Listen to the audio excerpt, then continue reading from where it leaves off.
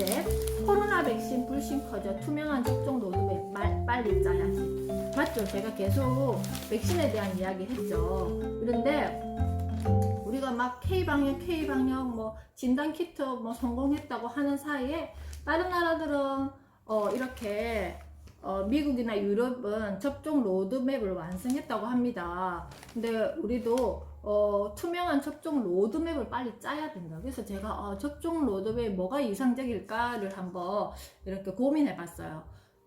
일반적으로 생활방역, 일상방역은 하되 어떻게 진단키트를 대중화시켜서, 저번에 신속항원검사 있었잖아요. 임신 키트처럼 그렇게 대중화시켜서 개인이 빨리 나에 대해서 어떻게 점검할 수 있고, 그리고 행동 백신은 더 지금처럼 그렇게 강화하면서 바이러스, 내 몸의 어떤 유전자를 통해서 바이러스의 어떤 그걸 측정할 수 있는 것도 이제 개발이 되었다고 합니다. 그리고 AI 로봇이 개발되어서 만약에 내가 자가격리 대상이면 그 로봇이 그 사람을 관리하는 그런 것도 지금 도입이 되어 있대요.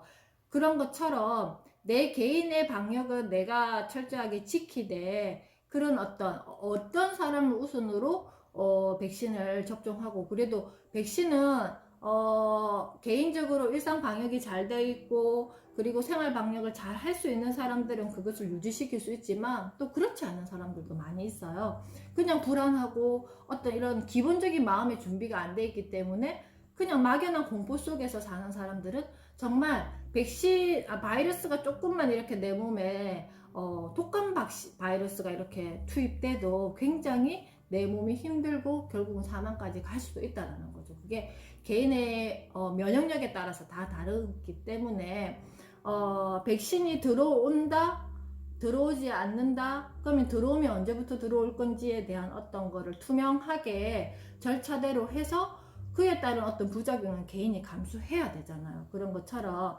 우리나라도 투명한 접종 로드맵을 빨리 짜야 된다. 이건 객관적으로 그 상황을 보자라는 거죠.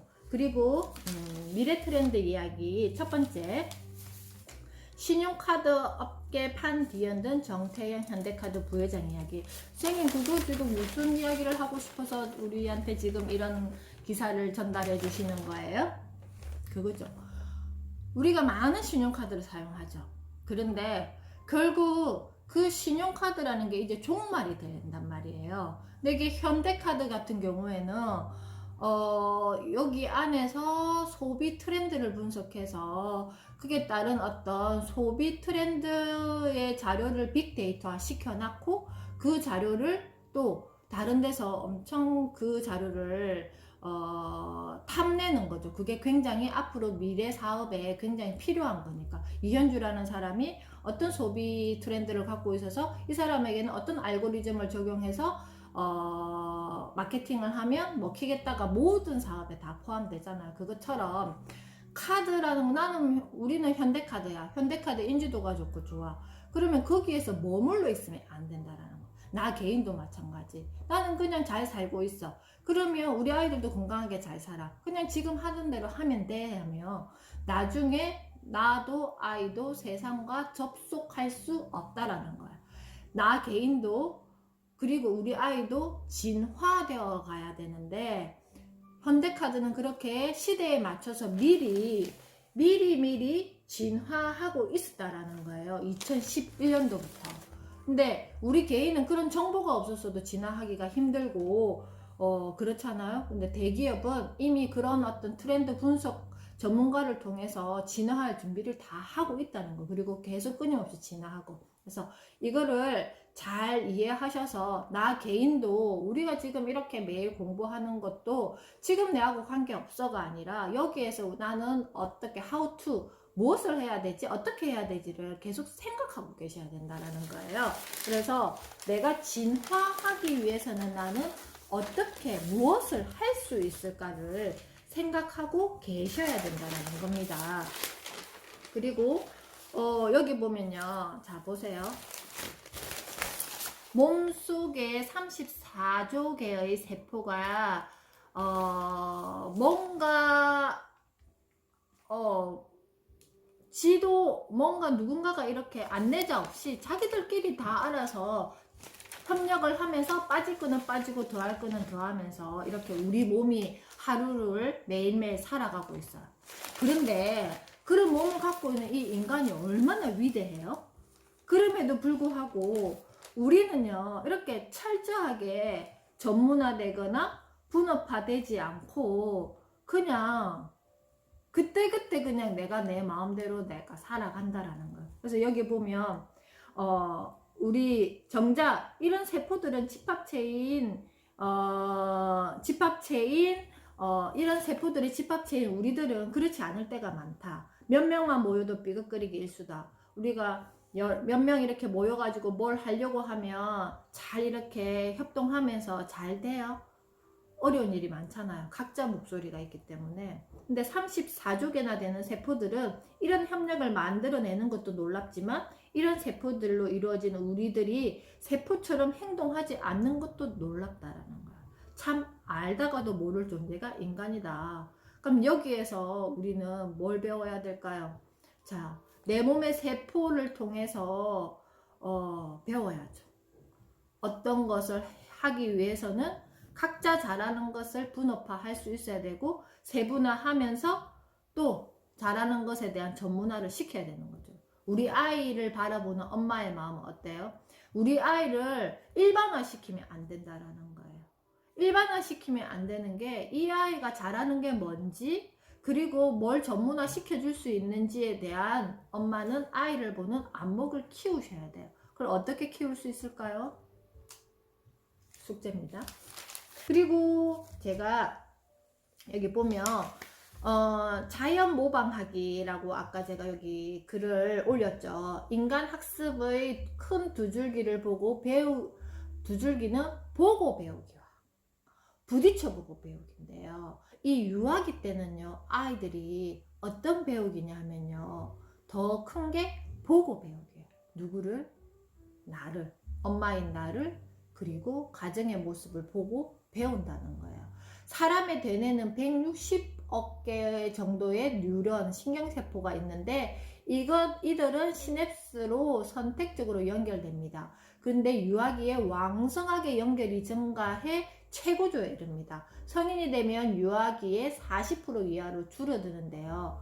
우리 아이들보다 우리 엄마들이 이 시냅스 누런 세포가 누련이 훨씬 더 적다라는 거예요. 근데 이 아이들은요, 아직 연결은 많은데 체계가 잡히지 않아서 누련이 여기저기 마구 발화되어 가고 있어요. 그렇기 때문에 더 구체적으로 보고 배우기와 부딪혀 배우기를 해야 된다는 거예요. 우리 아이들에게 스마트폰을 주지 말라고 하는 이유가 바로 이것입니다. 아이들이 보고 배우는, 선생님 스마트폰은 보고 배우지 않아요. 스마트폰은요, 아이에게 팝콘뇌를 만들어요. 이렇게 시각과 청각만 자극시키기 때문에 아이들이 부딪혀보고 배운다는 것은 손을 움직이고 몸을 움직이고 그리고 구강기를 통해서 뇌가 발달하고 있다는 거예요. 그렇기 때문에 우리 아이들에게 학습이 거듭되면서 경쟁에서 지은 시냅스는 도태되고 이긴 시냅스를 강화된다. 이거죠.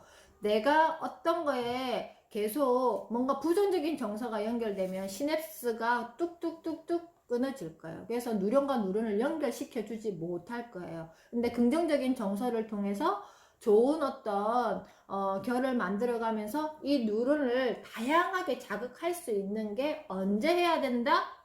유아기 때, 영유아기 때 해야 되는 거예요. 그래서 한쪽만 조기학습 하지 말라고 하는 이유가 한쪽만 자극시켜서는 절대 안 된다라는 거예요. 그래서 지금 딥러닝, 인공신경망이 크고 깊어진 딥넷을 기반으로 지금 만들고 있는데요. 딥넷은요, 6살 어린이의 뇌처럼 뉴런을 마구 연결해 놓고 시작한대. 우리 아이들이 가장 지금 왕성한 시기라는 거죠. 뇌에서 자극받기 가장 왕성한 시기가 몇 세? 6살. 왜? 6살 때 뇌의 90%가 완성돼요. 2살 때 60%가 완성되고 30%를 이 6살 때까지 채우는 건데요. 무엇을 통해서? 제가 누누이 말씀드렸죠. 무엇을 통해서? 정서적인 영역, 편도의 영역이라는 거죠. 그래서 그때 학습을 강조하면 아이 뇌는 다 망가집니다. 꼭 기억하세요. 그렇기 때문에 이게 자연적인 섭리예요. 이게 억지로 역행하려고 하면 아이도 부모도 결국은 어때요? 준비되어지 않는 텃밭에 무엇을 심은들 아무것도 안 된다라는 걸 꼭 기억해 주시기 바랍니다. 그러면 선생님 이제부터 우리 어떻게 해야 돼요? 자, 제가 20살 때 일본에 이모 집이 있어서 갔단 말이에요. 그때 제가 도서관을 보고 깜짝 놀랐어요. 도서관이 와 정말 여기 보이는 이런 도서관들을 제가 그때 30년 전에 일본에서 봤어요. 그 동네에 작은 동네의 도서관이었는데 도서관의 규모나 그리고 그 마을 사람들이 그 도서관을 이용하는 모습을 보고 제가 정말 깜짝 놀랐는데요. 일본인들은 평균 1년에 독서량이 9권? 근데 우리나라는 몇 권인 줄 아세요? 우리나라는 5권이라고 합니다. 그래서 우리 2020년도에는 우리 몇 권 읽었죠? 2권 읽고 내년까지 읽으면 3권을 읽잖아요. 그래서 2021년도는요 우리나라 평균치보다 더 많은 책을 읽겠습니다. 그럼 몇 권 될까요? 2021년 3월부터 2022년 졸업할 때까지는 6권을 목표로 하겠습니다. 그래서 우리 가정에서도요 이렇게 아이들이 자유롭게 책 읽을 수 있는 공간을 꼭 만들어 주시기 바랍니다. 자, 아이 마음 다이어리 외상 후 스트레스 장애 마지막으로 들려드릴 건데요. 오늘 아침에 제가 상담을 하고 계시는, 전문적으로 상담 공부를 하시면서 상담을 하고 계시는 우리 그 학부모님하고 통화를 했지만, 결국 이 정서의 영역이 완성되는 이 6살 때 영유아기 때 부모와 엄마와 아빠가 어떤 폭력적인 모습을 본다든지 아니면 사소하게 다투는 모습을 본다든지 아니면 엄마의 어떤 폭언이나 아니면 폭언 아니어도 잔소리나 어떤 체벌이나 이런 것들이 어떻다고요? 아이에게는 외상 후 스트레스 장애가 될 수 있다라는 거. 이게 착한 아이 신드롬에서 우리 아이는 착해서 전혀 그렇지 않아요. 아이가 참고 있다라는 거예요. 지금 청소년 자살률이 엄청 많이 드러나지는 않았지만 엄청 높아졌다라는 거예요. 지난주에도 제가 말씀드렸죠. 우리 아이라고 예외일 수 없습니다. 그렇다고 우리가 다 신체로 완벽하지 않아요. 우리도 실수할 수 있고 또 아이에게 뭔가 부정적인 모습을 보여줄 수도 있어요. 그러면 그때 알아차리셔야 돼요. 알아차리고 어떻게 해야 된다고요? 아이에게 진심을 다한 사과를 하셔야 된다는 거예요. 그래야지만 아이가 이것이 외상 후 스트레스 장애까지 가지 않는다라는 거예요. 눈에 보이지 않지만 경계에 있는 아이들이 너무 많아요. 그래서 우리 아이는 그렇게 되면 되지 않잖아. 안 되잖아요. 뭐가 중요한데요? 뭘 위해서 우리가 지금 이렇게 하고 있는데요? 결국 아이가 행복하게 자랐으면 좋겠다라는 거예요. 그러면 내가 행복해야 된다라는 거예요. 그렇지만 나도 실수하고 넘어질 수 있어요. 그럴 때는 진심을 다해서 내 마음을 누구에게, 내 아이에게 꼭 이야기해 주셔야 됩니다.